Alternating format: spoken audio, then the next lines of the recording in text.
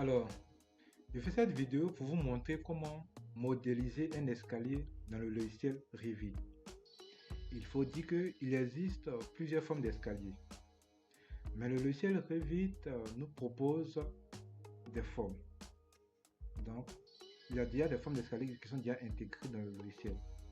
Et il nous donne encore la possibilité de pouvoir modéliser nous-mêmes notre propre escalier en fonction de l'espace qu'on a, en fonction du cadre dans lequel on se retrouve. Sans plus tarder, nous allons débuter avec la première forme d'escalier que le logiciel nous propose. Alors, j'ai déjà modélisé des cas. Voilà, des cas dans lesquels on peut se retrouver. Donc, vous là-bas, si votre page est dessin, vous n'allez pas voir de murs, de dalles, de dalles. Vous n'allez pas voir ça parce que chez vous, c'est un nouveau truc. Et donc, vous pouvez dessiner ça simplement sans vraiment avoir à faire cela. Mais moi, je vais juste mettre un cas précis.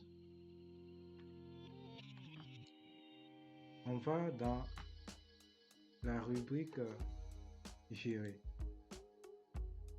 Excusez. On va dans architecture. Architecture, c'est marqué là escalier. On clique. Et voici ces différentes formes que ce logiciel nous propose. Le premier cas, c'est l'escalier droit. Lorsqu'on clique sur l'escalier droit, on va faire juste un petit paramétrage. Voilà, c'est pas tout le paramétrage même que il va vous montrer, c'est juste quelques éléments. Et voilà, et vous, si vous voulez vraiment pousser votre connaissance, voilà, vous pouvez encore faire plus de recherches. Alors, c'est marqué là niveau 0 au niveau 1. Voilà. Vu que au niveau 0 et au niveau 1, c'est une hauteur de 3 mètres. Et donc, on se retrouve avec 16 marches, avec des girons de 0,23. Bon, là, je vais changer en 0,30. Et les hauteurs des marches, on me marque 0,18. Bon, vu que c'est juste un exemple, voilà, je peux prendre ça pour passer. Je vais prendre pour aller avec 0,30. On a 16 marches, ok. Maintenant, ici, c'est marqué ligne de justification. Ça veut dire quoi? Moi, lorsque je commence à dessiner mon escalier, vous voyez que ça part du centre. Et c'est parce que ici, c'est marqué volet centre. C'est-à-dire, on commence à dessiner à partir du centre. Si je vois que je suis pas vraiment à l'aise avec en partant du centre, je modifie. Je vais à partir de la gauche. Je vois que de la gauche, ça effleure mon mur juste. Ok, je me sens plus à l'aise avec ça. Si ce cas-là ne vous arrange pas, vous partez avec volet droite. Voilà. Mais moi, dans ce cas-là, c'est volet gauche qui m'arrange. Donc, je vais volet gauche. Je commence à dessiner à partir de la gauche. Une fois que vous voyez que c'est marqué contre-marche 16 et restant 1. Donc, une fois que je dépasse mon dessin, vous voyez que c'est marqué contre-marche 16 créé et 0 restant. Donc, il a fini d'utiliser, ou bien il a fini de vraiment placer toutes mes contre-marches. Je clique dans la même trajectoire. Voilà, mon escalier est dessiné. Et donc, vu que, bon, ça va dépendre. Si notre dalle arrive là, il n'y a pas de souci. Mais moi, bon, je vais prendre un cas où ma dalle arrive au niveau de ce mur. Donc, je vais venir rapprocher mon escalier. Je finis. je valide. Il y a bien un élément. Au niveau de la largeur de l'escalier, c'est ici on règle cela. J'ai marqué quoi? Largeur réelle de la volée. Le logiciel m'a proposé une largeur de 1 mètre. Bon, moi il vient et change en 1,50 m. Tac, c'est parti seul. J'ai fini. Je vais en 3D pour voir un peu comment mon escalier se comporte. Vous voyez, voici mon escalier. Je précise que c'est l'escalier droit. Et donc, je vois que ce côté-là, placer un guardrail sur ce côté, pour moi, ça ne sert à rien. Donc, je suis... Voilà. Voici mon escalier qui est là. Les 16 marches avec une hauteur de 0,18, girant 0,30, 30 cm disons. Voilà. Et donc, on vient ici. Ici, on nous dit hauteur de contournement du 0,19. Ici, moi, sincèrement, toutes les fois où moi j'ai modifié ici, ça n'a pas réagi au niveau de mon dessin. 0,17 et prends 0, peut-être et c'est pas peut-être 23. Vous verrez que bon, moi personnellement il n'y a pas vu de changement au niveau de. Vous voyez que c'est toujours pareil. Il n'y a pas vu de changement. Toutes les fois au moins il y a vraiment modifié l'escalier à partir de la propriété type, disons, à partir de modifier le type.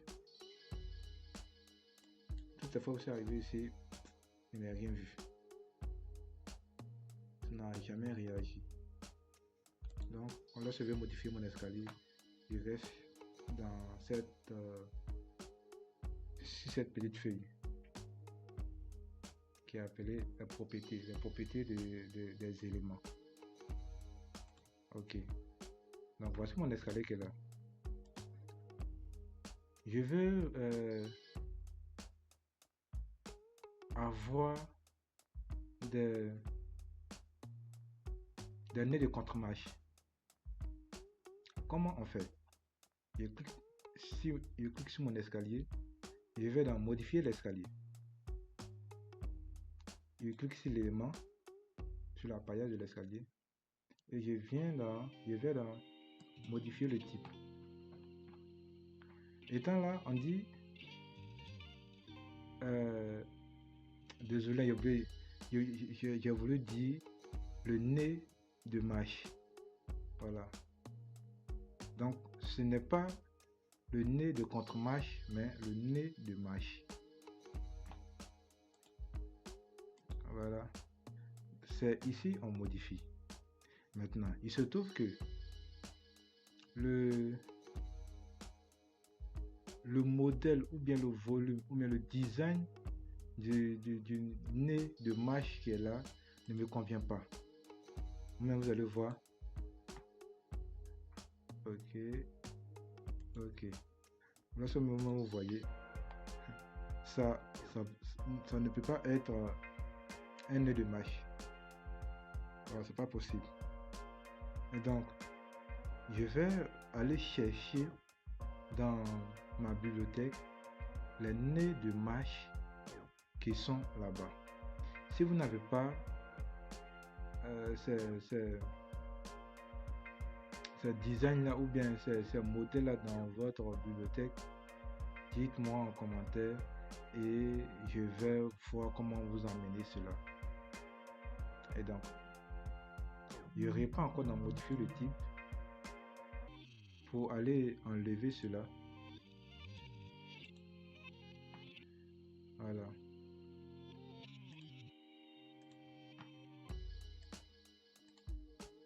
Et je vais maintenant dans insérer. Je vais charger la famille. Voilà. Ici, c'est marqué profil.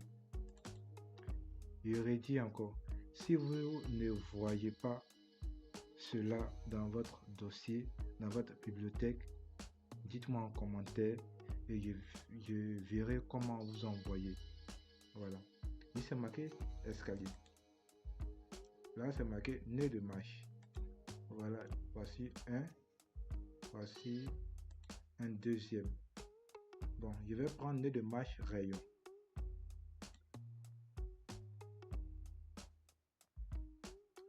Le nez de marche, vous voyez à ce niveau-là. À ce niveau, parfois il y a des designs. À ce niveau, comme là, parfois il y a des designs qu'on met là dans la réalisation d'un escalier. Et donc, c'est juste ça qu'on veut faire apparaître. Voilà, il y a déjà inséré le design du nez de marche que je veux, le profil du nez de marche que je veux. Voilà, et donc, je clique encore sur l'escalier, je vais dans modifier, je clique encore sur l'élément, modifier le type, je reviens encore dans profil du nez de marche. Voilà, et les éléments que j'ai insérés sont venus là. Et là, avec ce profil que j'ai inséré là, on me propose 3 dimensions de 20 mm, 30 mm et 40 mm. Moi, je vais prendre 40 mm pour que ça soit plus visible. Et ici, on me dit quoi? Longueur du nez de marche. Bon, si je mets 0, on ne verra pas. Donc, je mets 0,01. Je dis encore tous ces paramètres que je mets. Vous n'êtes pas obligé de mettre pareil que moi. Vous pouvez modifier. Donnez vous-même votre paramètre. Ici, c'est marqué devant seulement. C'est-à-dire quoi? Si je veux que le profil du nez de marche que j'ai choisi soit devant ou devant et à gauche ou devant et à droite ou sur les 3 côtés. Mais moi, lorsque je clique dessus sur les 3 côtés, que ça sur 2 côtés, c'est toujours devant seulement que ça s'affiche. On va essayer, vous-même vous allez voir. Devant, voilà comment ça apparaît. Devant seulement, j'ai fini à appliquer. OK. Voici comment l'élément apparaît.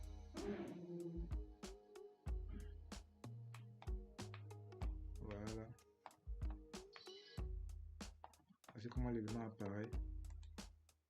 On va aller faire devant et peut-être avec les 3 côtés. Vous verrez que voilà, il n'y a vraiment rien. Il n'y a vraiment rien. C'est toujours devant seulement qui s'affiche. Voilà.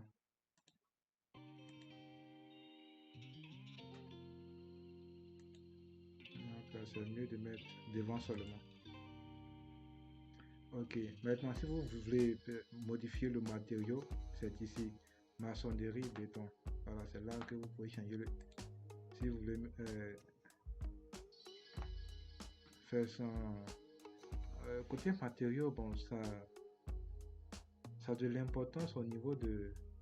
lorsque vous voulez appliquer la peinture. Voilà, ça a beaucoup de l'importance là-bas. Et donc, moi, bon, c'est juste un exemple que je veux vous donner, vous montrer. Maintenant, ici, c'est marqué quoi? Paillasse. Lissé, c'est ce modèle que vous voyez là. Mais lorsqu'on clique dedans, à l'intérieur, c'est marqué quoi? À crémaillère. À crémaillère, lorsque je choisis cela, appliquer, voici comment à crémaillère s'affiche.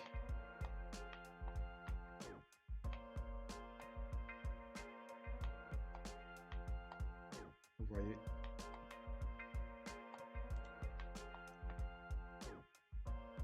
Je sélectionne encore l'élément. Je vais modifier le type. Je veux donner peut-être une autre dimension à mon béton. Et c'est juste que vous avez déjà vu ce genre d'escalier là. Bon, il peut décider que la profondeur soit 15. Donc, il m'a 0,15. Voici comment mon élément est affiché. Toujours avec mes nœuds de mâche. Voilà. Je clique encore sur l'élément. Je vais modifier. Je vais choisir lisser.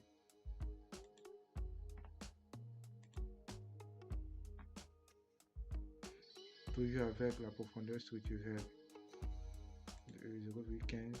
Voilà comment ça s'affiche. Maintenant, il y a un autre élément.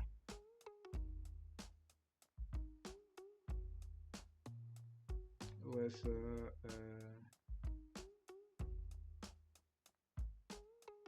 Il faudrait ici, au niveau des 16, si je change en 17 mâches, vous verrez que la hauteur de contre-mâche va changer. Nous sommes à 17 mâches et la hauteur est devenue 0,17 avec une profondeur, avec un giron de 0,27. Ok, si je vais changer encore en 15, vous voyez que la profondeur est de 0,23 avec des contre-mâches de 0,20. Voilà, donc au fur et à mesure que tu changes, de paramètres, il y a toujours un changement. Je mets un autre truc normal qui est 16. Ici déjà on nous dit nombre réel de contre-mâches 16. Voilà.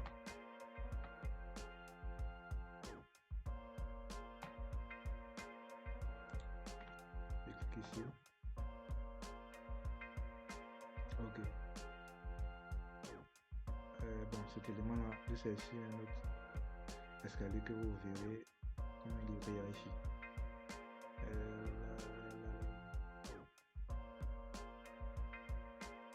Modifier l'escalier. Modifier l'escalier. Je clique encore sur la paillasse. Ici, construction, c'est marqué débuter avec contre-mâche, finir avec contre-mâche. C'est seulement toutes les fois où j'ai cliqué sur finir avec contre-mâche, bon, il n'a pas vu de réaction en tant que tel. Voilà. Mais lorsque je désactive débuter avec contre-mâche, voilà, vous voyez que il y a une réaction.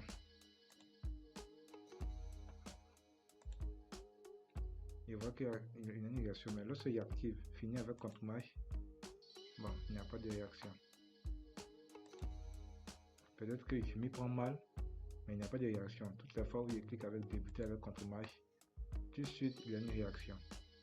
Voilà, peut-être qu'il y a d'autres paramètres encore que je dois vraiment toucher, mais au fur et à mesure, je vais encore plus pousser mes recherches et vous dire à quoi ça sert. Voilà. Sinon, débuter avec contre-mâche, voilà, vous voyez très bien. Là, c'est au cas où vous voulez que la dernière marche finisse avec la dalle. Voilà, là vous pouvez toucher cette partie. Ok, maintenant je vais vous montrer un autre truc aussi avec ce genre d'escalier, l'escalier droit. Ok, je clique ici, escalier droit. Voilà, la modélisation de l'escalier droit est vraiment intéressante. Il a dit quoi? D'abord, je peux poser mes premières contre-mâches. Je décide de poser peut-être 5. c'est pas encore fini. Il y a encore d'autres contre-images qui me restent. Bon. Je décide de venir ici et continuer. Bon. La position dans laquelle je suis ne m'arrange pas. Donc, il vient là, il change. Il va sur le côté droit. Vous voyez, automatiquement, il y a le palier de repos qui est activé. Et c'est ici, il est activé. Donc, c'est marqué palier activé. Donc, une fois que tu coches là, une fois que là est activé, et tu fais comme j'ai fait là, le palier, il y a un palier de repos qui s'active automatiquement. Donc, là, il vient, il clique là. Je change encore de position. Je vois que je suis sur le côté droit, ça ne m'arrange pas, il va sur le côté gauche. Et tac, je finis. Je valide. Voici comment mon escalier est. On a deux paliers de repos. Voilà. Avec l'escalier 3, c'est sa particularité qu'elle a.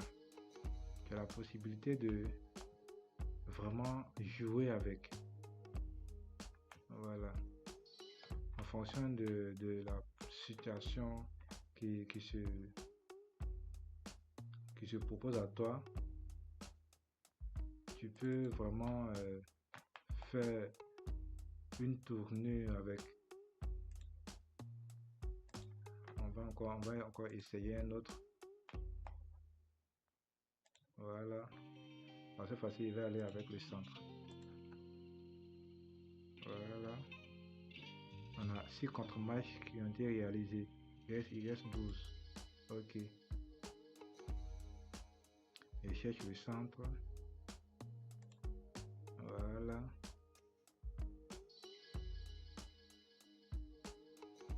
Il y a 5 contre-matchs qui viennent d'être réalisés. Il reste encore 7. Ok. Il vient là encore. Vous voyez. C'est vraiment magnifique. Vous voyez comment les paliers de repos sont vraiment très grands ici, dans ce cas-là. J'ai fini. Vous voyez qu'il y a de 1 à 6 contre-matchs qui ont été réalisés. Là, en plus, voilà le premier palier de repos. Là, la 7e contre-match jusqu'à la 11e. Et voici la 12e jusqu'à la 18e. J'ai fini, je valide. Je vais en 3D. Voici comment mon escalier est. Voilà. Et ce qui est intéressant avec ce genre d'escalier là, tu peux vraiment donner la forme que tu souhaites. Voilà. Pour lui c'est bon. Hein. Pour lui c'est bon. Je vous ai montré l'essentiel. Voilà. Si vous avez des complications, n'oubliez pas de me dire cela en commentaire. Voilà. Et donc avec l'escalier droit, nous avons terminé. On va passer aux autres escaliers. Et pour les autres escaliers, je ferai d'autres vidéos. Donc pour voir quand les autres vidéos seront disponibles, abonnez-vous à ma page, likez, et dès que la vidéo sera disponible, vous allez recevoir une notification. N'oubliez pas de vous abonner, c'est très important. Vous allez recevoir une notification disant que la vidéo est disponible et vous pouvez aller regarder. Les vidéos prochaines seront encore sur des escaliers. Il y a encore 4 escaliers sur lesquels je dois faire une vidéo, et il y a la vidéo où on va modéliser ensemble un escalier en fonction de l'espace qu'on a. Voilà. Donc n'oubliez pas de vous abonner. Merci bien.